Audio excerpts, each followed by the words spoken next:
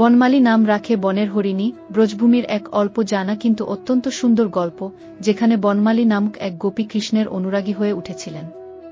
তার সুন্দর হাসি, কোমল মন এবং অদ্ভুত হৃদয়গ্রাহী ব্যক্তিত্ব সবাইকে মুগ্ধ করেছিল। বনমালী ছিলেন এক ভিন্ন ধরনের গোপী, যার মনে এক গভীর প্রেম ছিল কৃষ্ণের প্রতি। তার মনের মধ্যে কৃষ্ণের প্রতি অগাধ ভালোবাসা ছিল, আর তিনি তার বনের হরিণী নামেই পরিচিত হয়ে ওঠেন। বনমালী একদিন কৃষ্ণের কাছে আসলেন। তার চোখে ছিল এক অনাবিল দৃষ্টির ছাপ, যেন তিনি সারা জীবনের কঠিন সাধনা সম্পন্ন করেছেন। কৃষ্ণ তাকে দেখলেন, আর মনে হল যেন তার মনের সমস্ত ইচ্ছা পূর্ণ হয়েছে। কৃষ্ণ তখন তাকে বললেন, বনমালী, তুমি বনের হরিণী হয়ে এসেছ, তবে জানো তো, তুমি যে পথ ধরেছ তা একটি সুগম পথ নয়।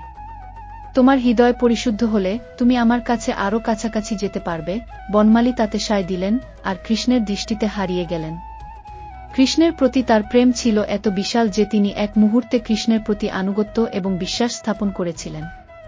কৃষ্ণের ঐশ্বরিক শক্তি এবং মধুর কণ্ঠের প্রভাবে বনমালী নিজেকে এক নতুন আধ্যাত্মিক পথের দিকে পরিচালিত হতে দেখলেন। একদিন কৃষ্ণ তার বাঁশি বাজাচ্ছিলেন এবং বনমালী তাকে দূর থেকে দেখছিলেন।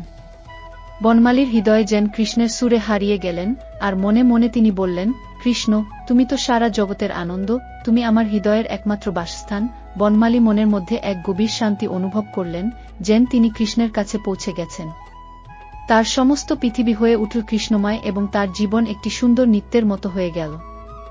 বনমালী নাম রাখে বনের হরিণী বনমালী, কৃষ্ণের প্রেমে হারিয়ে যাওয়া এক গোপী, যার জীবনে কৃষ্ণই ছিলেন তার একমাত্র লক্ষ্য।